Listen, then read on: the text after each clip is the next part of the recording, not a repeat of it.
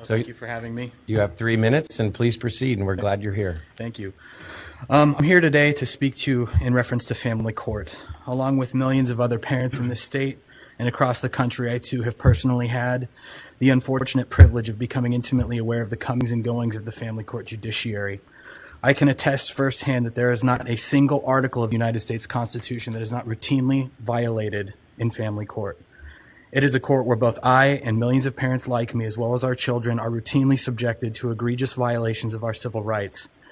I had my 11-month-old baby boy kidnapped and abducted from me by unjustifiable and unconstitutional state intervention, despite the fact that I had never committed or been convicted of any crime or abuse.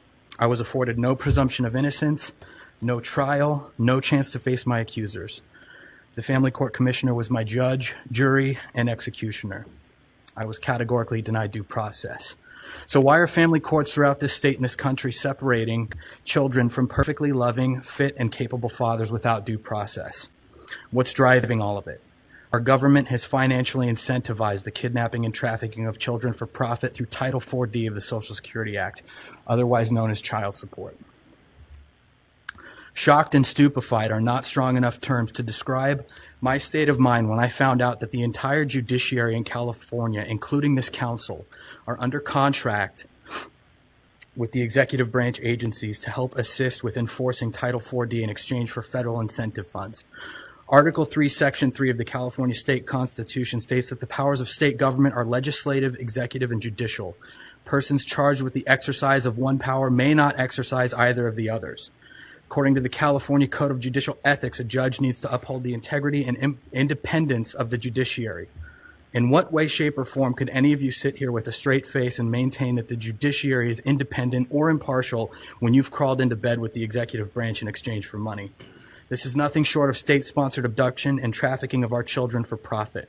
Worst of all, this corruption is committed under the guise that it's all done in the best interest of our children. Well, I got a news flash for everyone in this room today.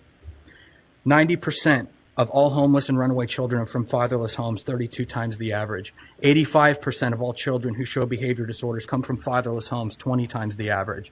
80% of rapists with anger problems come from fatherless homes, 14 times the average. 71% of all high school dropouts come from fatherless homes, 9 times the average. So when the family courts tell us that you're taking our children away from fathers and driving those fathers into poverty through the racketeering and extortion activities of Title 4D, that it's all done in our child's best interest, excuse me when I say I don't know what the hell any of you are talking about. I'd like to leave you guys with a quote.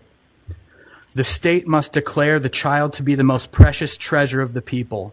As long as the government is perceived as working for the benefit of the children, the people will happily endure almost any curtailment of liberty and almost any deprivation. Adolf Hitler. Thank you.